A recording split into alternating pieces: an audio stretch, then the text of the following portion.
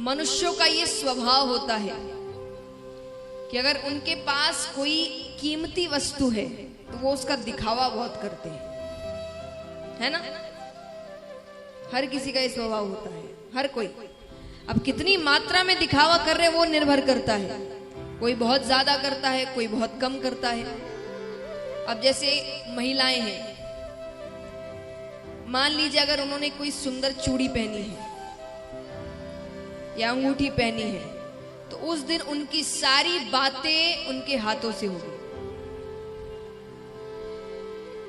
कहां जा रहे हैं? यहां रख दो, यहां से लेकर जाओ।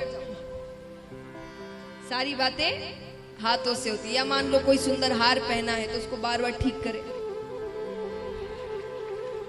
सामने वाले की नजर अपने आप पड़ेगी, भाई इतने बार अगर उसको ठीक करेंगे तो आप भी कम नहीं है। बड़ी हंसी आ रही है।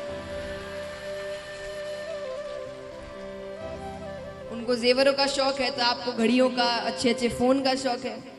ना फोन आया होता है, ना मैसेज आया होता है, जबरदस्ती जेब से निकालेंगे, सामने वाला देखे भाई हाथ में अच्छा फोन है। यानी अर्थ क्या हुआ कि दिखावा सब करते हैं, जरूरी नहीं है नहीं करना चाहिए। यानी दिखावा सब करते हैं, ये मनुष्य का स्वभाव है। तो सत्यवती राजा भले ही तपस्या करी पर है तो मनुष्य, तो स्वभाव है। अब वो मणि हर जगह पहन कर जाए, हर जगह, कोई भी सभा में। और जब भी कोई सामने व्यक्ति आए तो उसको बार बार ठीक करे, सीधा करे, उल्टा करे, सीधा करे, उल्टा करे। तो इतनी बार अगर आप किसी चीज को बार बार ठीक करोगे तो सामने वाले की नजर तो पड़ेगी। अब नजर पड़े तो वो थी इतनी सुंदर मणि की कोई भी तारीफ करेगा कि भाई कितनी सुंदर मणि पहनी है आपने गले में, प्रशंसा करे तो राजा को बड़ी खुशी होती। अब एक बार वो एक सभा में जाते हैं, वहां पर श्री कृष्ण भी आए हुए थे। देखिए अभी तो भगवान लीला कर रहे हैं, पृथ्वी पर है और मथुरा और द्वारका के राजा हैं भगवान। तो अब राजाओं का कोई भी सभा होती है तो वहां भगवान भी पहुंचते हैं। तो वहां पर भगवान भी आए। सत्यवती राजा ने वही हरकतें करी वापस, वो बार बार ठीक करे, सीधा करे, उल्टा करे। तो बाकी तो तारीफ कर रहे हैं कि मनुष्य को इतना नहीं समझता, जो खुद करते हैं वो कोई और भी करे तो इतना फर्क नहीं लगता। और भगवान तो मनुष्य नहीं है, भगवान को उसकी वो हरकत देखकर हंसी आ गई। अब चलिए हंसी तो हमें भी कई बार आती है किसी और की हरकतों पर हंसना नहीं चाहिए। पर भगवान ने हंस दिया तो राजा ने देख लिया। राजा को बात अच्छी नहीं लगी, पर वो बात आई गई हो गई। अब कुछ समय बाद राजा के भाई वो मणि पहनकर शिकार खेलने जाते हैं। शिकार खेलने गए, वहां पर एक शेर उनके सामने आता है। शेर ने राजा के भाई को मार दिया। मणि लेकर शेर चले गए।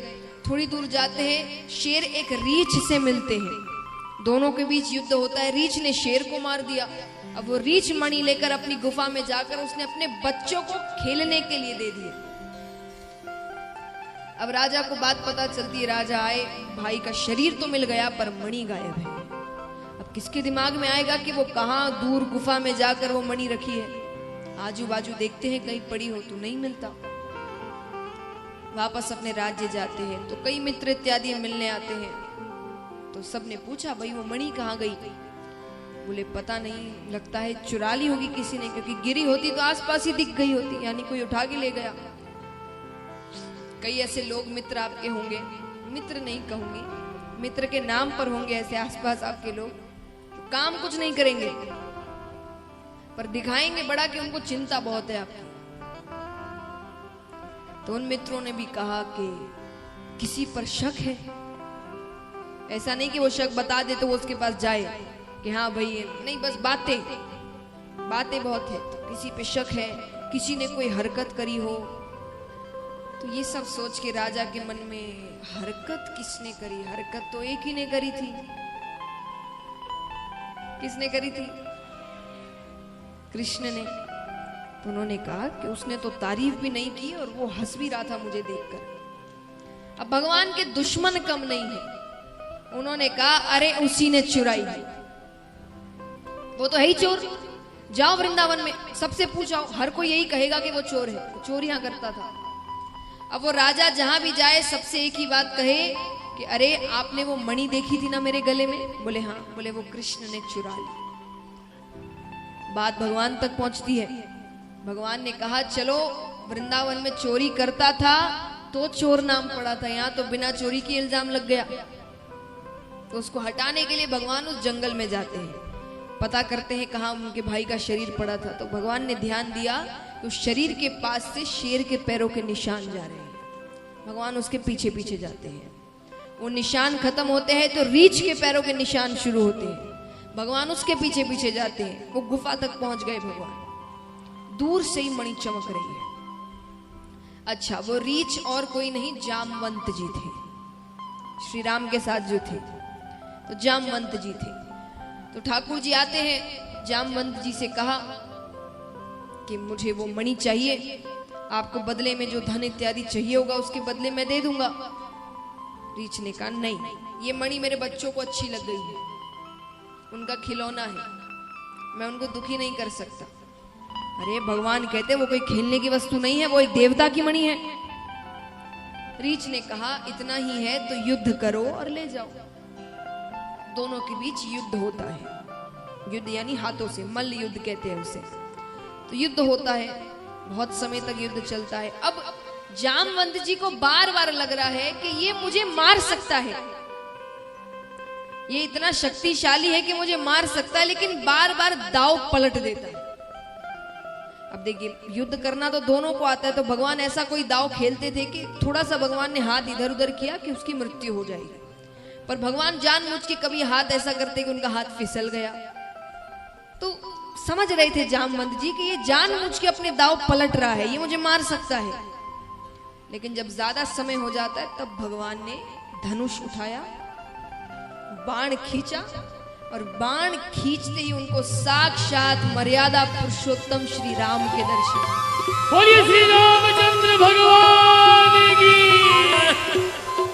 राम जी के दर्शन होते ही तो जामवंत जी चरणों में पड़ जाते हैं कि प्रभु मैंने आप पर हाथ उठाया। अरे भगवान कहते तुमने नहीं उठाया, मैंने उठवाया। क्यों उठवाया? मुझ पर क्यों पाप चढ़ाया? अरे भगवान कहते मैंने वचन दिया था, उसको तो पूरा करना पड़ेगा। कैसा वचन? बोले राम अवतार में जब रावण की मृत्यु हो गई थी तो सब प्रसन्न थे सिवाय तुम्हारे। तो मैंने तुमसे पूछा कि तुम्हें प्रसन्नता नहीं है? तुमने कहा कि मुझे रावण बहुत शक्तिशाली था, मुझे उसके साथ युद्ध करना था, पर वो इच्छा तो मेरी इच्छा ही रह गई।